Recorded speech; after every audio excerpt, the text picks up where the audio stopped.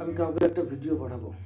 আমার ভিডিওটার পজিশন আমি দেখে আসি। আমার ভিডিওটা এখানে আছে 157 মেগাবাইট, লেন্থ 1 ঘন্টা 12 মিনিট 49 সেকেন্ড। এই ফাইলটা আমি পাঠাবো। আমি যদি মেসেঞ্জার সিলেক্ট করি, আমি এখানে মেসেঞ্জারে অ্যাটাচ করলাম। অ্যাটাচ করার পর আমি ভিডিওটা ওপেন করলাম। ওপেন করার পর এখানে লেখা আসতেছে the file you have selected is too large, the maximum size is 25 megabyte.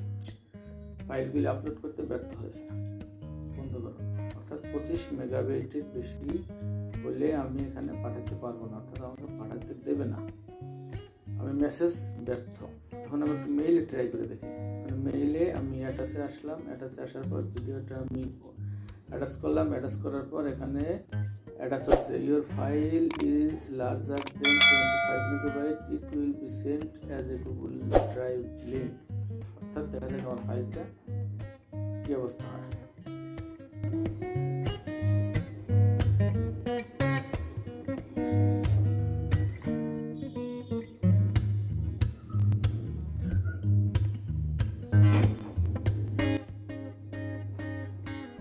আমার এখানে ফাইলটা অ্যাটাচ হয়ে গেছে।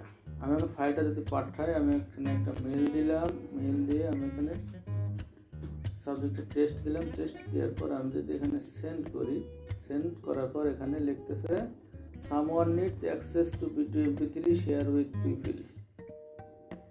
এখানে অন্য সিস্টেমে পাঠাতে হবে। আমি এই সিস্টেমে আমি পাঠাবো না, আমি এখন পাঠাবো আমার অন্য একটা সিস্টেমে। সেই সিস্টেমে পাঠানোর জন্য আমি এখানে ইউটিউবে আসলাম। ইউটিউবে আসার পর আমি এখানে 9 ডটে ক্লিক করলাম। ক্লিক করার পর আমার এখানে ড্রাইভে আসলাম। ড্রাইভে আসার পর আমার এখানে কয়েকটা ফাইল আছে। আমি এখানে নিউতে আসলাম। নিউতে আসার পর আমার এখানে ফাইল আপলোড, ফোল্ডার আপলোড। আমি এখানে ফাইল আপলোড করবো। ফাইল আপলোড আমার ভিডিওটা আমি এখানে আপলোড করবো।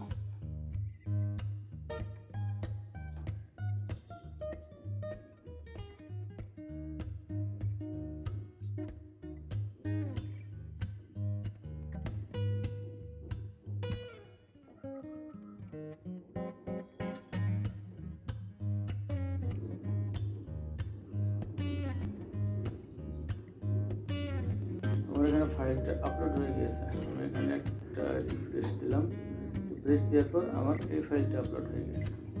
এই ফাইলটা আমি 3 ডট মেনুতে আসলাম। 3 ডট মেনুতে আসার পর আমি এখানে আসবো শেয়ার। শেয়ারে আসার পর এখানে আবার শেয়ার।